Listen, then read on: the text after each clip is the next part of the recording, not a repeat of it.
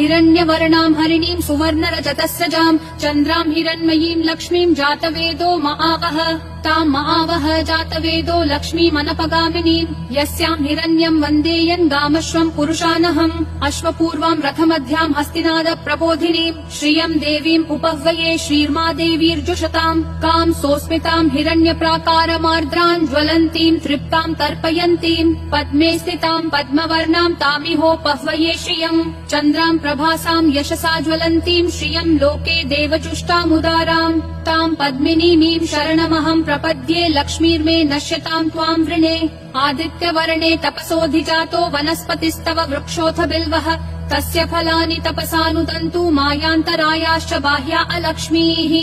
उपैतुमां देवसखः कीर्तिश्च मनिना सह प्रादुर्भूतोऽस्मि राष्ट्रेऽस्मिन् कीर्तिवृद्धिं ददातु मे।